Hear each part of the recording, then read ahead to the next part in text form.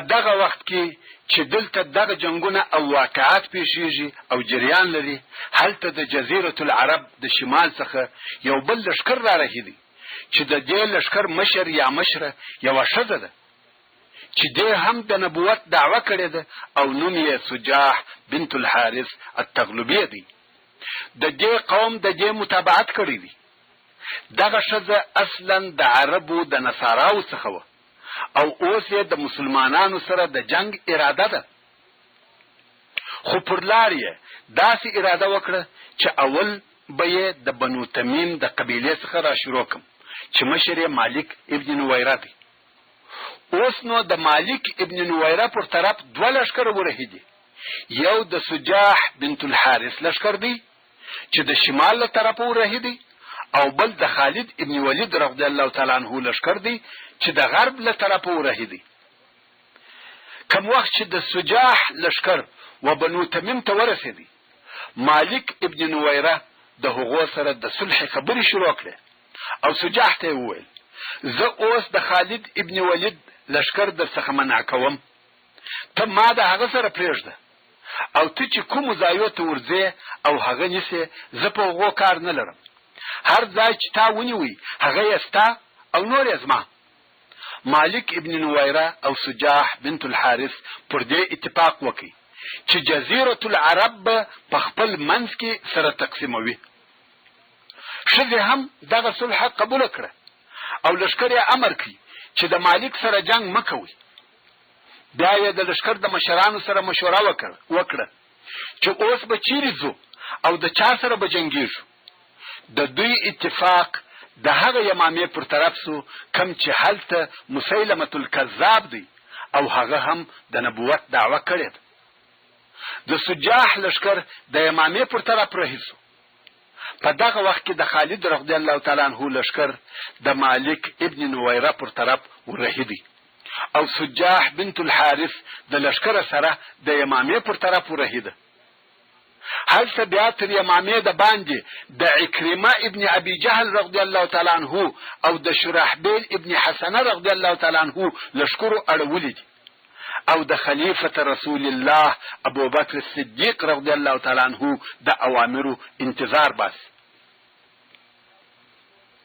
خالد ابن ولید رضی الله تعالی عنه چې مالک ابن نویره ته ورنږدې سو، مالک او د هغه ډله په دغه وخت کې په مشورو مشغوله وه او وایي د جزیرة العرب حالات ګډوډ او بحراني دي. هر څوک چې لشکر لري هغه غواړي چې ټوله جزیره ونیسي. سجاح بنت الحارث له یوه طرف، مسیلمة الکذاب له بله طرف او مسلمانان د بلې خوا را رهیدي. نو مشوره سره کوي چې موږ باید څه وکړو. د مشورو په اخر کې دې نتیجې ته ورسېده چې هغه رښتیا او واقعي دین اسلام دی او د ځان په باره کې یې دا ښه او بهتره ولیده چې ردت پرېږدو او اسلام ته رجوع وکړو. هلته بیا د خالد ابن ولید رضی الله تعالی عنه سره دا اوامر ورسره وه چې یو قوم یا یو ځای ته چې ورسې د سهار انتظار به کوي. کومو د مرتدانو له طرفه اذان واورېدی حمله به نه پر کوئ او د زکات په باره کې خبرې ورسره وکړي. او کومو اذان نه واورېدی بې له خبرو حمله پر کوئ. د مالک ابن نویره قوم چې په دغه وخت کې لمونځ او اذان پرې ایښې وه، خو اوس یې بیرته و اسلام ته د رجوع په باره کې خبرې او مشوره سره کړې وه او عملا یې اسلام نو تطبیق کړی. نو خود د سهار اذان ونسو. خالد رضی الله تعالی عنه حمله پر وکړه. څرنګه چې حمله ناڅاپه او د هغو په بېخبري کې وه، مالک ابن نویره او د هغه قوم یې ټول بندیان ونیول. مالک ویل موږ په مشوره کې وو او د مشورې نتیجه مو داس وه چې موږ بیرته اسلام ته رجوع کوو. خالد ابن ولید رضی الله تعالی عنه خپلو ملګرو ته وویل اوس د دوی حال نه دی معلوم چې رښتیا وایي که خلاف. موږ باید د دوی د حال څخه یقین حاصل کو چې دوی اسلام ته رجوع کړی ده که یا. د دې ډېره سته چې موږ یې پرېږدو او بیا دوی حمله را باندې وکړي. نو یې ټول بندیان وتړل او خپل ملګرو ته وویل چې د بنجانو سره مو ښه معامله او گزاره کوي. شپه راغله او د شپې ډیر شدید یخ شو. نو خالد رضی الله تعالی عنہ په لشکر کې غږ کړ: دافئو اسراکم، یعنی بنجان مو ګرم او تاوده وساتئ. مګر په هغه وخت کې د جزیرة العرب په عربي کې دا اصطلاح و چې دافئو یعنی مړکی. لشکر هم ټول بنجان مړک. مالک ابن نویره د قوم سره ووژل. خالد ابن ولید رضی الله تعالی عنہ چې د مالک له طرفه بیغمه سو، اوس باید د خلیفه رسول الله صلی الله علیه و آله وسلم د امر سره سم د یمامه و طرف ته رهیس. نو خود د لشکر سره د یمامه پر طرف رهیس او د بل طرف سجاح بنت الحارث د لشکر سره د یمامه و طرف ته ورهیده. هلته په یمامه کې مسیلمه الکذاب د حالات خبر اخلي او ځان په خبروي. هغه ته هم دا معلومه و چې عکرمه او شرحبیل رضی الله تعالی عنهما د لشکر سره تر یمامه د باندې اړولې دي او دا خبر هم ورسېدلی و چې سجاح هم یمامه ته رارهیده. د بنو حنیفه چې د یمامه خلق دي او د بنو عامر چې بله قبیله ده په منځ کې هم د یو پخوانی قتل دشمنی پاته و چې د هغه قتل د انتقام اخیستلو د پاره بنو عامر هم د یمامه د حمله د پاره ځانونه تیار کړی دي. اوس پر مسیلمه مځکه تنګ سوه. ټول لشکرې د یمامه پر طرف ورهیدي. مسیلمه وویل ښه خبره دا ده چې سجاح په یوه شي راضي کو او بیرته وګرځي، ځکه د هغې د ګرځېدلو امکانات شته او بیا چې موږ د مسلمانانو څخه فارغ سو بیا به بیرته د هغې سره معلومه کو. مګر لوی او سخت مشکل د مسلمانانو دی چې بې له جنګه په بل هیڅ شي یې نسو ګرځولی. نو مسیلمه او د قوم پر یوه فیصله اتفاق وکړي چې څو بنده یا مادې درلودې. اول یوه ډله به بنو عامر ته ولیږو چې جنګ ورسره وکړي، هغه به هلته مات او خنثی کو. دوهم که سجاح راغله هغه به د یمامې په میوو راضي کو، په میوو کې به حصه ورکو او دا به بې له جنګه ولاړه سي. دریم د مسلمانانو د لشکرو سره به جنګ وکړو. دا د مسیلمه الکذاب فیصله وه. خیر سجاح را ورسېده او مسیلمه د خبرو د پاره ورووتی. مسیلمه او سجاح د دوو لشکرو په منځ کې د خبرو د پاره په یوه خیمه کې سره کښېنستل. د دوی فیصله پر دې وسوه چې سجاح ته به د یمامې د یوه کال نیمې میوې ورکوي او دا به بې له جنګه بیرته ځي. د مسیلمه مقصد دا و چې د اوس د پاره د سجاح له شره خلاص، نو یې ځکه د یمامې نیمې میوې ورکړې او سجاح یې راضي کړ. سجاح هم بیرته ولاړ. په دغه وخت کې خالد ابن ولید رضی الله تعالی عنہ و عکرمه او شرحبیل رضی الله تعالی عنهما ته ورورسېدي. خو په لار کې د عربو د یوې قبیلې سره مخامخ سو او هغو دا ښکاره کړه چې دوی مسلمانان دي. خالد رضی الله تعالی عنہ ورته وویل چې تاسې مسلمانان یاست، نو ستاسې وظیفه دا ده چې زموږ تر شا چې هر څوک راپسې راغلی تاسې به هغه ګرځوئ، نه به یې پرېږدئ چې راپسې راسي، یا به موږ ته خبر راکوئ. هغو ویل دا کار یې پر موږ. خالد رضی الله تعالی عنہ رهیسو، تر شا نه ګوري ځکه زړه یې بېغمه دی. څو عکرمه او شرحبیل ته ورورسېدی. په دغه وخت کې لکه ابوبکر صدیق رضی الله تعالی عنہ ته چې الهي الهام وسو او دا یې په فکر کې وروګرځېده چې د خالد تر شا څوک نسته چې د شا له طرفه یې وساتي. نو یې څونه نفر چې پیدا کولای سوای د هغو څخه یوه کوچنۍ ډله جوړه کړه او ویل تاسې به په خالد پسې یمامې ته ولاړ سئ. د خالد تر شا څوک نسته، تاسې به یې شا ساتئ.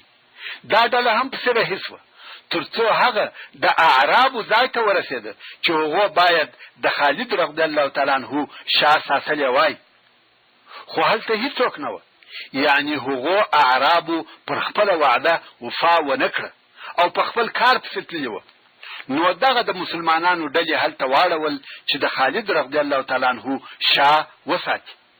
خالد رضی الله تعالی عنه هلته د عکرمه او شرحبیل په ملګرتیا د یمامه و طرف ته رهیدي. عکرمه د لشکر پر راسته طرف دی او شرحبیل د لشکر پر چپه طرف دی او مختزي. دوی د شپې تک کوي او د ورځې پټیږي، غواړي چې د مسیلمه په بې خبرتیا کې یمامه ته ورسیږي. د مسلمانانو لشکر د شپې رهیدي چې یوه سیاهیه ولیده. هلته چې ورغله یوه ډله مسلح خلق بددي، څوک وایي 40 نفره وه، څوک وایي 80 نفره وه. د دې ډلې مشر مجاعه ابن مراره و چې دغه مجاعه هم د بنو حنیفه د رئیسانو څخه یو رئیس دی. مسلمانانو دغه نفر ټول بندیان ونیول او ول تاسو څوک یاست؟ خو دوی د بنو حنیفه هغه ډله وه چې د مسیلمه له طرفه د بنو عامر د حملې دپاره لېږل سوي وه. نو په شپه کې دوی بیده وه او مسلمانانو ټول بندیان ونیول. دغه نفر یې و خالد رضی الله تعالی عنه ته راوستل. خالد رضی الله تعالی عنه پوښتنې ځینې کوي چې ستاسې دین څه شی دی او څه عقیده مو ده؟ دوی وایي مسیلمه زموږ نبي دی. نو د هغو نفرو څخه یې یو نفر پس له پوښتنې وژي. خالد رضی الله تعالی عنه غواړي چې دوی د هغه خپل کفر څخه واوړي، خو فایده نه کوي، دوی پر هغه خپل کفر ټینګ دي. نو یې یو ځینې وژي. کم وخت چې هغو ولیده چې بې له مرګه مو نه پرېږدي او دوی هم د خپله کفره نه اوښته، نو یو نفر ورته وویل یا خالد، ته د یمامې د خلکو دپاره خیر غواړې که شر؟ په هر حال دغه یو سړی چې زموږ د ډلې مشر دی او نوم یې مجاعه ابن مراره دی پرېږده، مې وژنه. دی زموږ د رئیسانو څخه دی، دی پرېږده ضرر نه در رسوي. که ته د یمامې دپاره شر غواړې چې د یمامې خلق دې ټول مړه کړه، بیا دی هم ووژنه. او که د یمامې د خلقو دپاره خیر غواړې، ښایي دی ستاسې منځګړیتوب وکړي، ځکه دی هم یو مشر دی. خالد رضی الله تعالی عنه د سړي خبره ومنل. مجاعه ابن مراره یې پرېښاوه او په خپله خیمه کې بندي کړي. اوس مسلمانان د یمامې پر طرف رهیدي. هلته مسیلمه هم د خالد رضی الله تعالی عنه د لشکر پر رسېدلو خبر سوی و. مسیلمه هم خپل لشکر و یوې منطقې ته را ایستلی و چې عقربه ورته ویل کېږي. د دغې منطقې شاته دشت و. عقربه د یمامې تر قلاو د باندې ځای دی. که څه هم یمامې ډېرې ټینګې او مضبوطه قلاوې درلودې، مګر څرنګه چې دوی د خپل لشکر پر ډیروالي او پر خپل قوت باور او اعتماد درلودی، نو یې لشکر تر قلاو د باندې را ایستلی و. خالد ابن ولید رضی الله تعالی عنه هم خپل لشکر پر داسې ځای سره ځای پر ځای کوي چې یمامه تر لاندې و. بیا نو خالد رضی الله تعالی عنه د لشکر بیرغونه وویشل. د مهاجرینو بیرغ د سالم مولا ابي حذیفه رضی الله تعالی عنه سره و.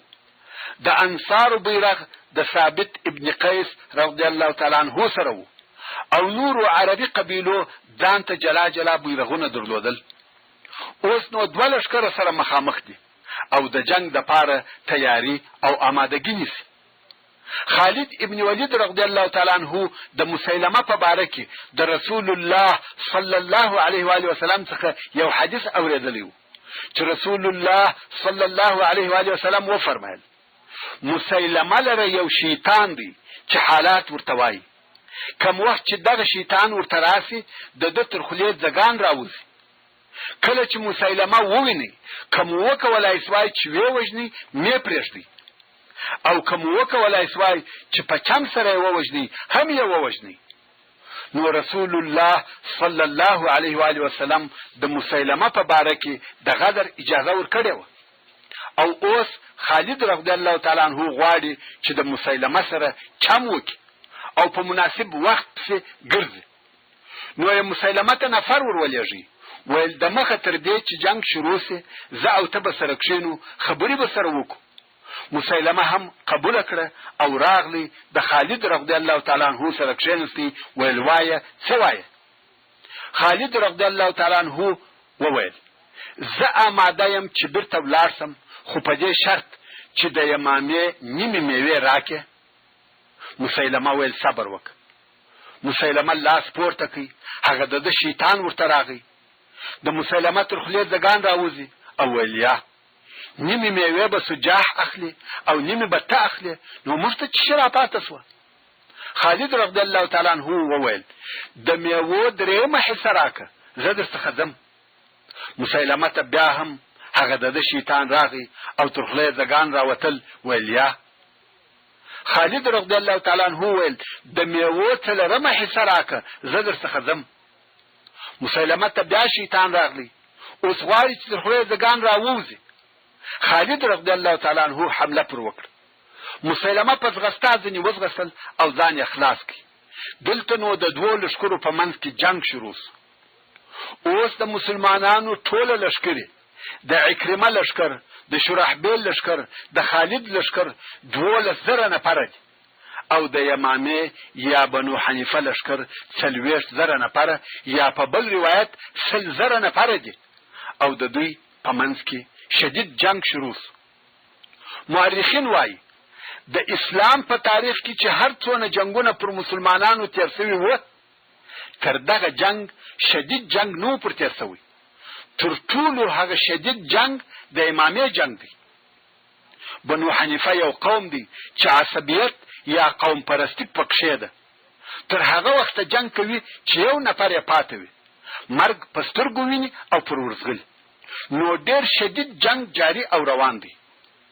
د مسلمانانو د ټولو لښکرو عمومي قومندان خالد ابن ولید رضی الله تعالی عنہ دی، او د کفارو د لښکر قومندان محکم ابن طفیل دی چې د مسیلمه وزیر وو.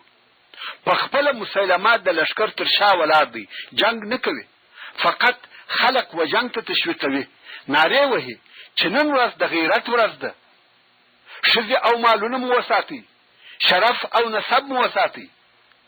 د مسیلمه لښکر د ښځو او مالو د پاره جنگ کاوه، خو په دغه جنگ کې د مسلمانانو شعار وا محمدا و چې رسول الله صلی الله علیه و آله وسلم یې یاداوه، او جنگ یې د هغه د دین د پاره و. جنگ ډیر شدید سو. په دغه وخت کې د مسلمانانو لښکر سره وپاشل سو، او د مسیلمه لښکر وکولای سوای چې د اعرابو له طرفه د مسلمانانو په لښکر ورننوځي. د مسلمانانو خیمې د دوی د لښکر وشاته وې چې د خالد ابن ولید په خیمه کې هغه مجاعه ابن مراره بندي وو، او د هغه د پیرې د پاره د خالد رضی الله تعالی عنہ ښځه پاته وه. ښځه ده، توره ورسره ده او د بندي ساتنه کوي. د مسلمانانو لښکر داسې سره وپاشل سو چې د مسیلمه د لښکر مقدمه یا اولنی خلق د مسلمانانو وخیمو ته ورورسېدل. حتی د خالد رضی الله تعالی عنہ وخیمې ته ورننوتل.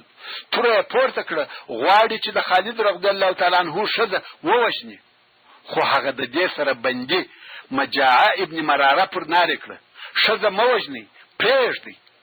یعنی مجاعه د خالد رضی الله تعالی عنہ و ښځې ته امان ورکړي. په دغه وخت کې د مسلمانانو لښکر بیا سره یوځای کېږي. مهاجرین او انصار سره یوځای سوه او بیا یې جنگ شروع کړي. برا ابن معرور رضی الله تعالی عنہ داسې عادت درلودی چې جنگ به یې ولیدی د لښکر شاته د خیمو سره به کښېنستی، د بیرې څخه به رېږدېدی تر څو ادرار به ځینې وسو، او بیا به په یوه وار راوغورځېدی. د زمري غوندې حمله به یې کول او څوک یې مخته نه سوای درېدلی. دا د ده عادت و. په دغه وخت کې برا رضی الله تعالی عنہ هم د خپل عادت سره سم توت سو او په جنگ یې شروع وکړه. د دوو لښکرو په منځ کې داسې جنگ شروع دی چې چا یې مثل نه دی لیدلی. په دې حمله کې د مسیلمه لښکر بیرته شاته کوي. دلته نو هغه د جهاد او شجاعت عجیب او نادر حالات ښکاره کیږي. د مسلمانانو بیرغ د زید ابن الخطاب رضی الله تعالی عنہ څخه ورڅخه دی او د مخه کیږي. زید ابن الخطاب رضی الله تعالی عنہ د عمر ابن الخطاب رضی الله تعالی عنہ ورور دی او تر عمر رضی الله تعالی عنہ د مخه مسلمان شوی دی، د هغه اول مسلمانانو څخه دی.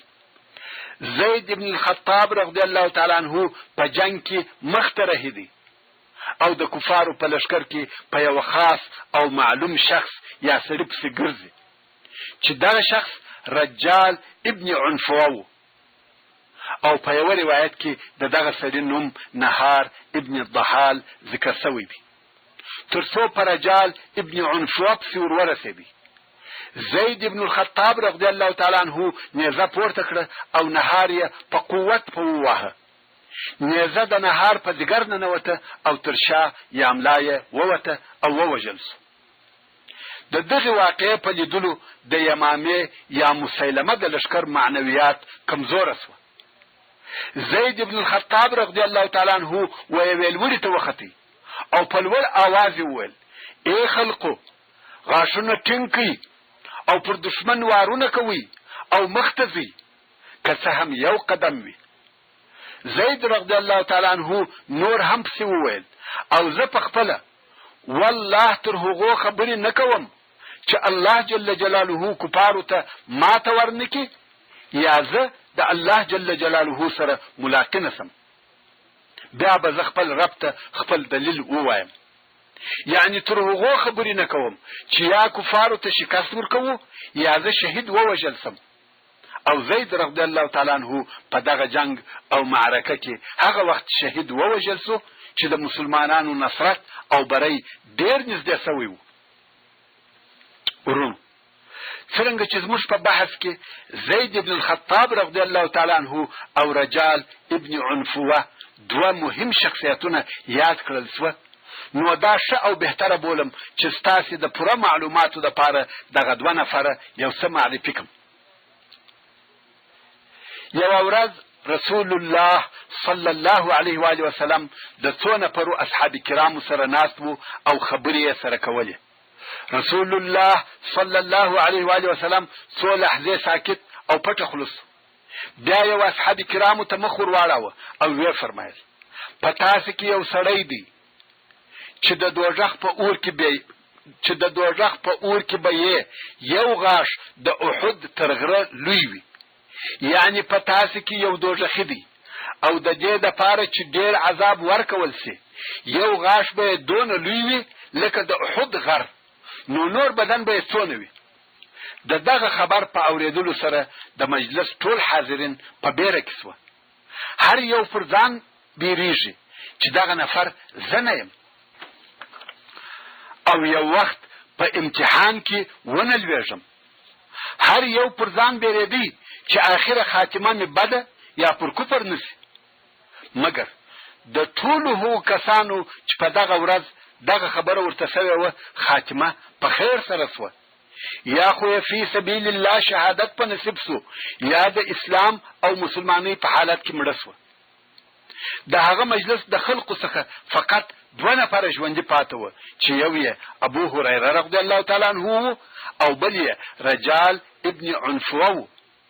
ابو هريره رضی الله تعالی عنہ همیش په بیره او ورختای کې و چې دغه پیشبینی زما په نصیب نسی، ترڅو چې الهي تقدیر دغه پرده دغه بدبخت د خاوند څخه پورته کړه. رجال ابن عنفوه مرتد سو او د مسیلمه الکذاب ملګری سو. دلته نو هغه څوک معلوم سو چې رسول الله صلی الله علیه و آله وسلم د هغه په باره کې د بد مستقبل او بد خاتمه خبر ورکړی وو چې هغه دغه رجال وو. رجال ابن عنفوه څوک وو؟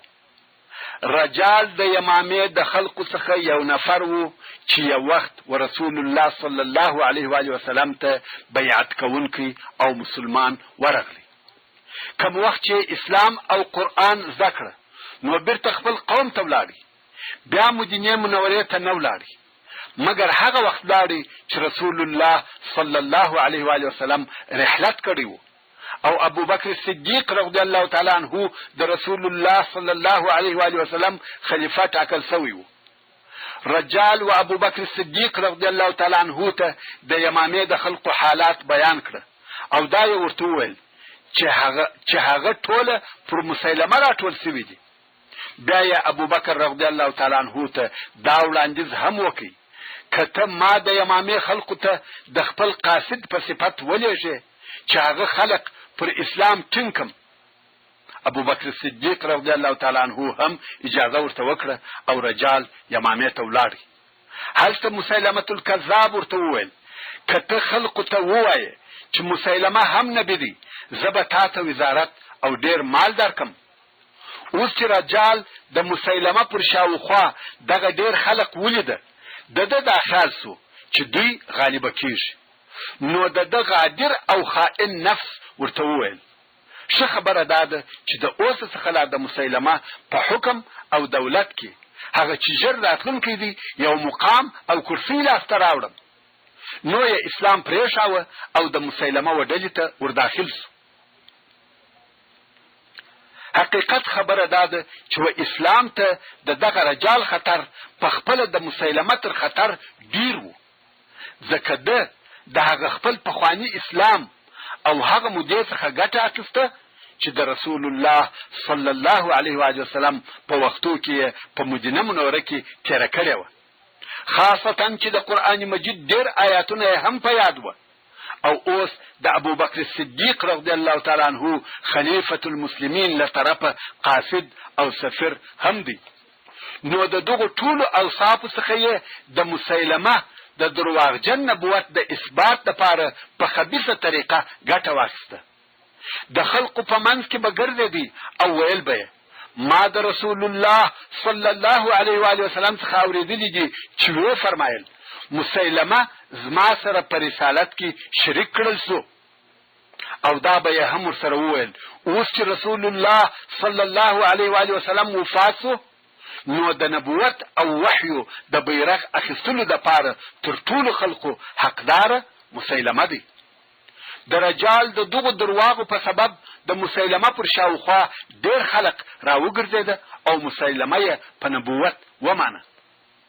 د رجال دغه خبرونه و مدینه منورې ته رسیدل او مسلمانان و دغه خطرناک مرتد ته هغه چې خلک په لویه گمراهی کې اچولي و د قهر څخه سره ایښېده. مسلمانان پوهېده چې رجال به په دغه خپل گمراهی سره مسلمانان و یو لوی جنگ ته مجبوره کړي. خو په ټول مسلمانانو کې هغه چې په ډېر قهر او غضب کې وو او د الله جل جلاله څخه غوښته چې دغه رجال سره مخامخ سي هغه صحابي وو چې د سیرت او تاریخ په کتابو کې په دغه خواږه نامه سره زید ابن الخطاب رضی الله تعالی عنہ یادیږي. زید ابن الخطاب رضی الله تعالی عنہ څوک و؟ تاسو یې خامخا پیژنئ چې د عمر ابن الخطاب رضی الله تعالی عنہ ورور دی. هو د عمر ابن الخطاب مشر ورور دی. تر عمر رضی الله تعالی عنہ د مخه و اسلام ته داخل شوی دی او تر عمر رضی الله تعالی عنہ د مخه په فی سبیل الله جهاد کې شهید شوی دی.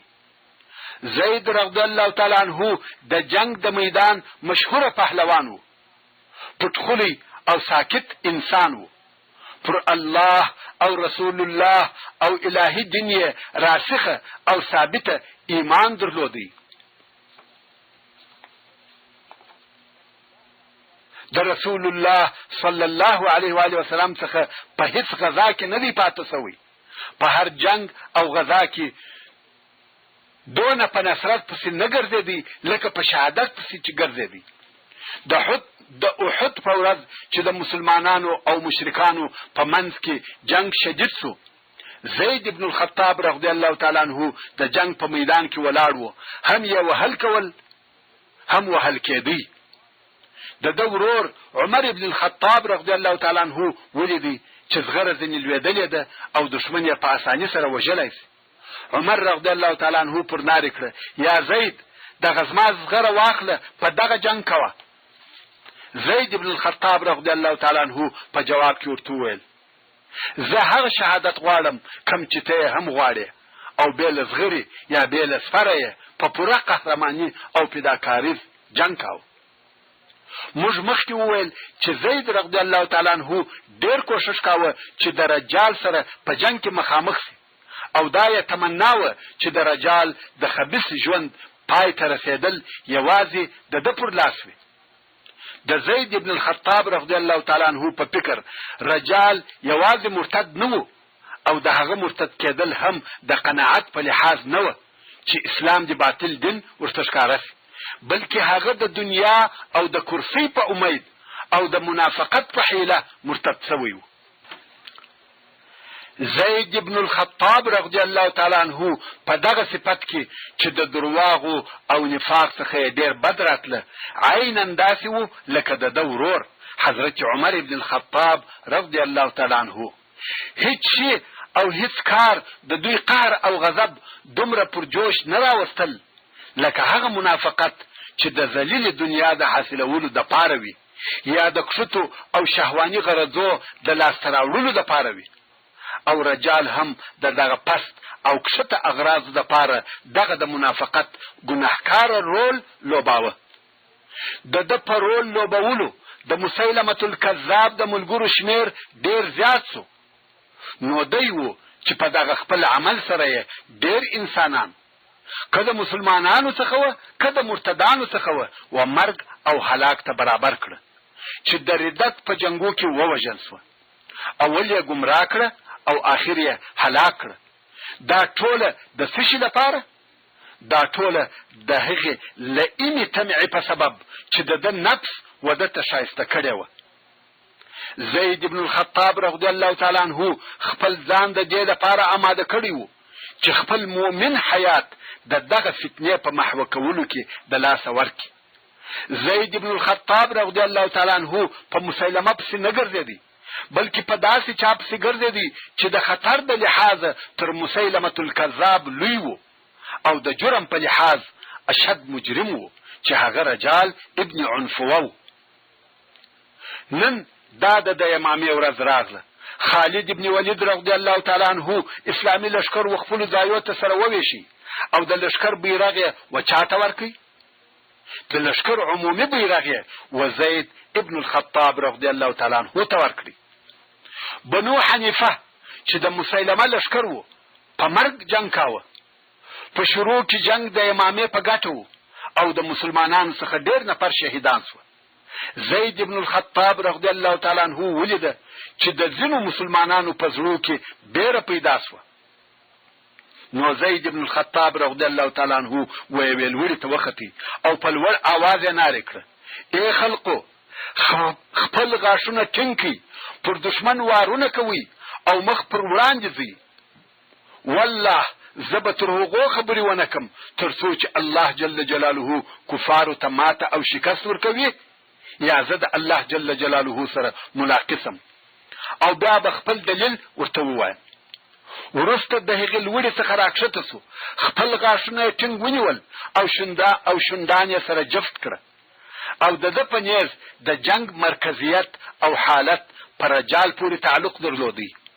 د دشمن په سپو داسې ورننوتی لکه غشي، او په رجال پسې ګرځي، تر څو چې رجال یې ولیدی. دلته نو کله د چپه طرفه پر راسي او کله د راسته طرفه پر راسي.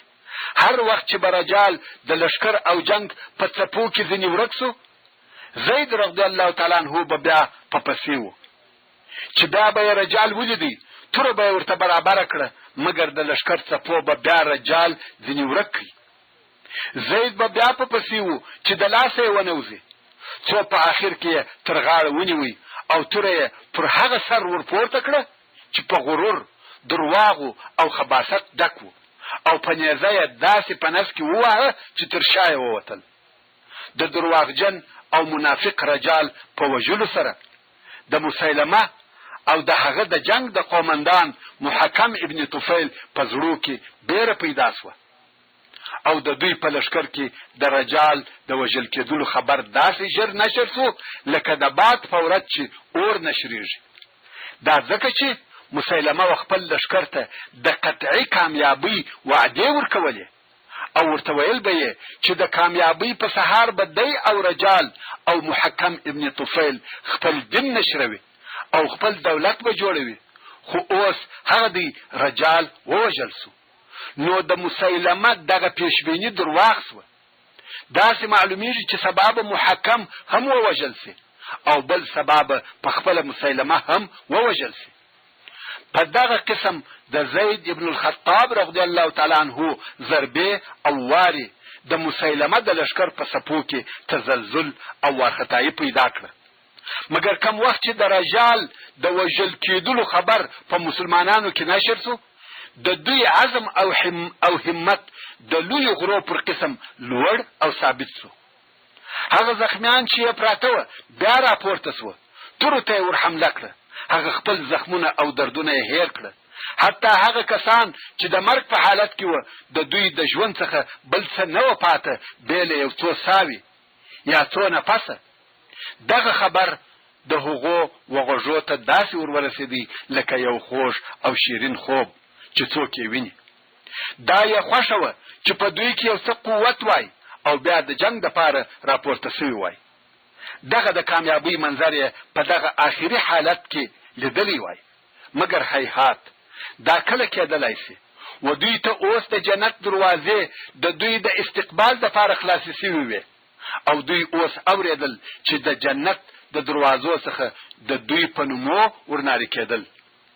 د رجال تر وژلو وروسته زید بن الخطاب رضی الله تعالی عنہ خپل لاسونه و اسمان ته پورته کړه و خپل رب ته دعا کول او د خپل رب د نعمتو شکر یې ادا کاوه. بیا یې په هغه پټه خوله خپل تورې ته ور حمله کړه او په جنگ یې شروع وکړه. ویلې ده چې جنگ د مسلمانانو په ګټه دی او د دوی حتمی نصرت را نږدې کېدونکی دی. نو د خپل ژوند د خاتمې دپاره تر دغه ښه وخت وده ته نور معلومېدی. دلته یې دا تمنا او ارزو وکړه چې کشکې مې الله جل جلاله دغه د یمامې په ورځ شهادت په نصیب کړي. د شهادت په شوق د دشمن په منځ کې داسې ودرېدی چې هغه خپله عظیمه خاتمه یې غوښته او په آخر کې دغه زموږ جنگي قهرمان شهید ولوېدی. بلکې داسې ووایست چې شهید پورته سو. دا د زید ابن الخطاب رضی الله تعالی عنہ لنډه سوانح وه او اوس به بیرته د بنو حنیفه جنگ ته ولاړ سو. جنگ ډیر شدید دی او د مسلمانانو لشکر په نوې حمله کې پر مخ ورهیدي. هلته مسلمه نارې وهي الاموال النساء، یعنی ښځې او مالونه د لاسه مور کوي. بنو حنیفه بیا ټینګ سوه او جنگ یې شروع کړي. د زید ابن الخطاب رضی الله تعالی عنہ تر شهادت وروسته د مسلمانانو څخه یو نفر بیرغ پورته کړي، مګر د جنگ د شدت څخه پر شاځي تر داسې اندازې چې د مسیلمه لشکر د بل وار دپاره د مسلمانانو خیمو ته ورورسېدی. دلته مسلمانانو نارې شروع کړې یا للانصار یا للانصار. دلته بیا د مسلمانانو لشکر سره یو ځای سو، خاصتا انصار سره راټولیږي. یو د هغو کسانو څخه چې دغه جنگ یې لیدلی دی او پکښې حاضر وو عبدالله ابن عمر ابن الخطاب رضی الله تعالی عنہ دی. هغه وایي کم وخت چې دغه ناره وسوه یا للانصار، یو د انصارو څخه چې د جنگ په شروع کې په چپه اوږه کې په غشي ویشتل سوی وو، دغه چپه طرف یې شل او بدن یې بې حرکته سوی وو. هغه شل نفر چې دغه ناره واورېده چې یا للانصار توره یې واخیسته، غواړي چې د جنگ میدان ته ور داخل سي، خو تګ نسي کولی، حتی ولاړېدلی نسي. نو یې پس کېدلو شروع وکړه، ورسکېږي. عبدالله ابن عمر رضی الله تعالی عنہ وایي ما ورته وویل یا ابن اخي، ای وراره څه کوې؟ ته نسې تلای؟ ده ویل هغه ناره کوونکي زما په نامه نارې راوهي. ما ورته ویل هغه ستا په نامه نه دي در نارې کړي، بلکې هغه وایي یا للانصار. ده وویل زه د انصارو څخه یم او دغه د دوی نارې ته باید جواب ووایم، دغه د دوی بلنه باید قبوله کم که څه هم پس کېدلو سره وي. او دغه سړی تر هغه وخته د جنگ میدان ته ورسکېدی څو شهید سو. دلته د مسلمانانو فداکاري ښکاره شوه او مسلمانانو خاصتا انصارو په نوې حمله شروع وکړه څو د مسیلمه لشکر بیا پر شا کړي. مسیلمه د لشکر تر شا ولاړ دی او خلق و جنگ ته تشویقوي. محکم ابن طفیل د مسیلمه د لشکر قومندان دی او دریم واره بیا د مسلمانانو پر لشکر حمله وکړه. دا ځل بیا د مسلمانانو لشکر ماته وخوړه او په تیښته یې شروع وکړه. د جنگ میدان یې پرېښاوه. په دغه وخت کې د مسلمانانو بیرغ سالم مولا ابو حذیفه رضی الله تعالی عنہ پورته کړ او دغه نارې وهي یا اهل القرآن.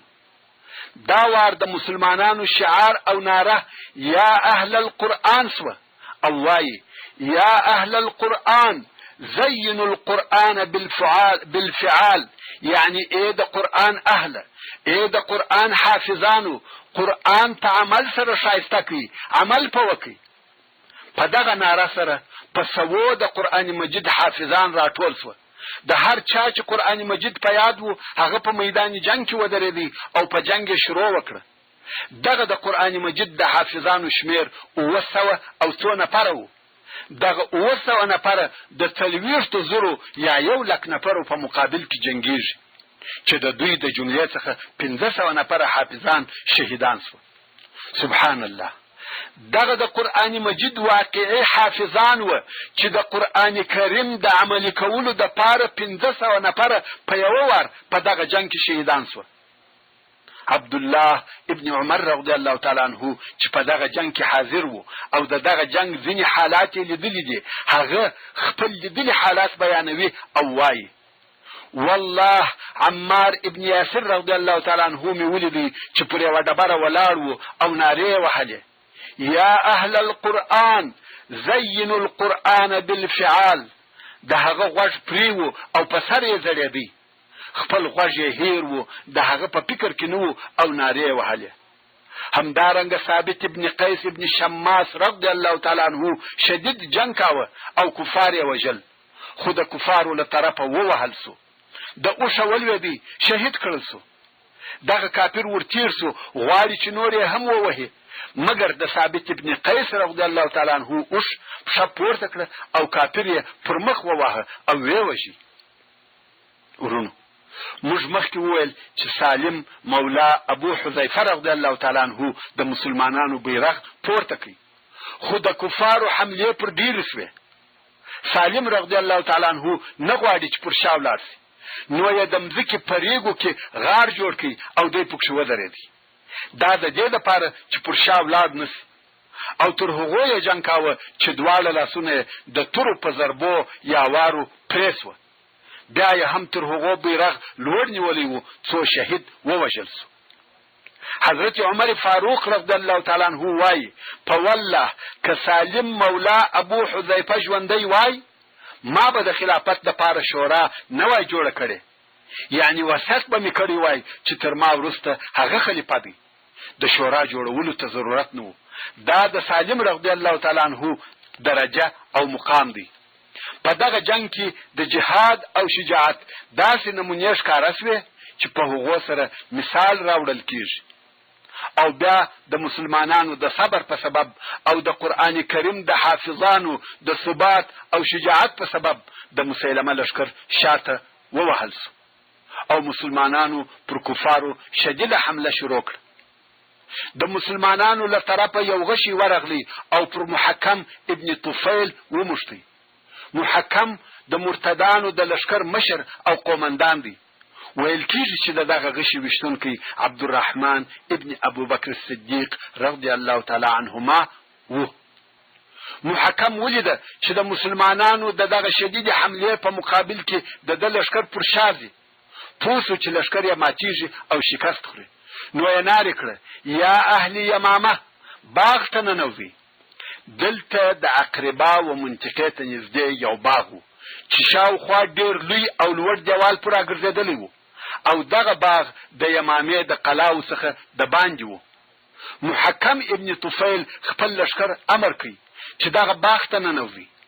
د مسیلمة الکذاب لشکر باغ ته ننوتی او په خپله مسیلمه هم په دغه باغ کې دی. کوم وخت چې ټول لشکر باغ ته ننوتی د باغ دروازه یې وتړل مسلمانان په پسې دي، خو د باغ دیوالونه ډېر لوړ دي، نسی کولای چې تر دغه لوړو دیوالو ور واوړي. د ننه په باغ کې د مرتدانو د لشکر په زرهاو نفر موجود دي. مسلمانانو باغ محاصره کوي، مګر اوس څنګه ورننوځي؟ د ننوتلو لار نشته. که مسلمانان وغواړي چې تر دیوالو ور واوړي، د مسیلمه نفر هلته ورته ناست دي او وژني. دلته د براء ابن مالک رضی الله تعالی عنه عظمت ښکاره سو. هغه براء ابن مالک چې رسول الله صلی الله علیه و آله وسلم د هغه په باره کې فرمایي ډېر خیرن او سپیره سړی به وي چې د دروازو څخه شړل کیږي، مګر که الله جل جلاله ته قسم ورکړي، الله جل جلاله دغه د قسم ورپوره کوي. او د هغو کسانو څخه یو هم براء ابن مالک دی. یعنی ډېر داسې کسان شته چې په ظاهري شکل بخوار او غریب وي، څوک په اعتبار نور کوي، مګر که دغه سړي وویل محترم ورونو، څرنګه چې فتات پای ته ورسېده، نو زموږ پاته بحث یا پاته قصه به په راتلونکې څلرمه فته کې واورئ ان شاء الله تعالى. وما توفيقي إلا بالله وهو السميع العليم. سبحان ربك رب العزة عما يصفون وسلام على المرسلين والحمد لله رب العالمين. وصلى الله تعالى على خير خلقه محمد وآله وأصحابه وأهل بيته أجمعين. والسلام عليكم ورحمة الله وبركاته.